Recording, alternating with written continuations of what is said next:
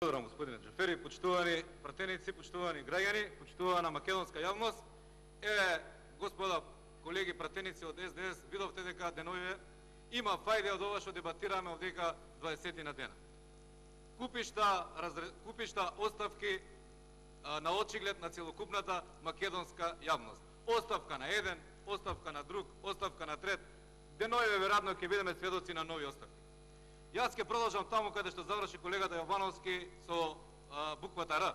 Тој вели дека многу често се споменува разрешување, режим, реформи, многу често владеачкото мнозинство го користи зборот решавање.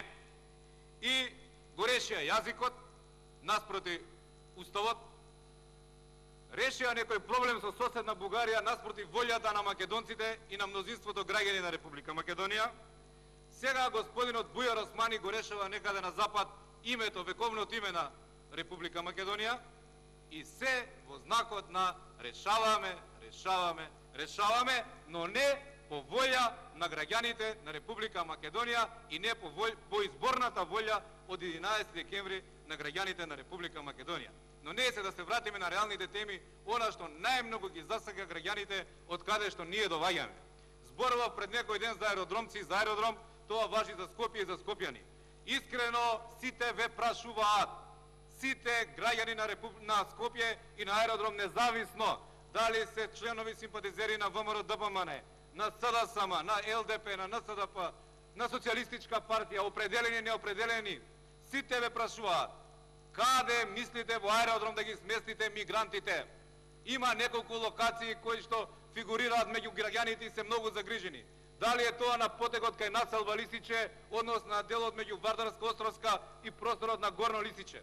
Дали мислите да изнајмувате станови во урбаниот дел на аеродром и таму да донесете нови комшии на аеродромци?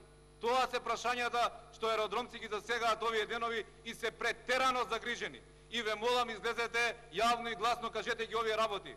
Кои училишта мислите да ги проширувате за образование на децата на тие мигранти? Дали здравствениот дом Јане Сандански мислите да го проширите и да го направите клинички центар за лекување на тие мигранти и на нивните семејства?